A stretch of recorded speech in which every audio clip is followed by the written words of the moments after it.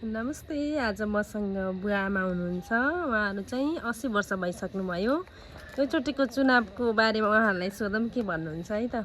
आमा नमस्ते। नमस्ते। बा नमस्ते। नमस्ते नानी नमस्ते। के छ बा, अनि खबर के गर्दै हुनुहुन्छ? ठिकै छ, के भन्छ?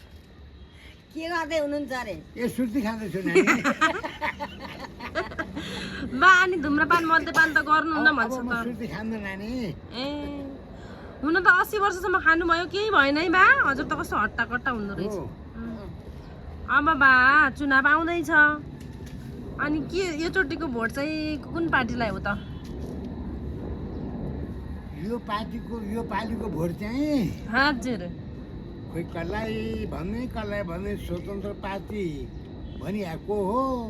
घन्टी त्यही घन्टी बजाउनलाई राहत दिने हो।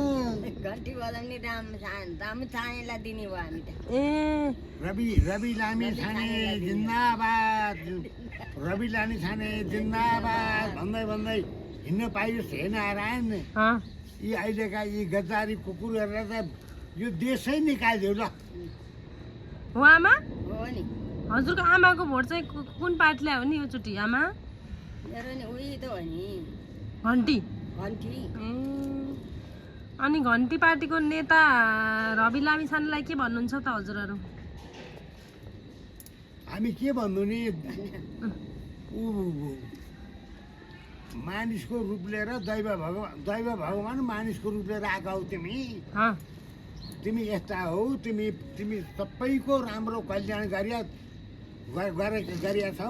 हजुर तिमीले कल्याण गरिया हुनाले तिम्रो कल्याणलाई सबै अब यसैले सिद्ध्याउने भयो त्यसै भन्ने भएर यी नेताबाजीहरू लागेर नभएको झुट्टा आरोप लाएर तिमीलाई फसाएका हुन्।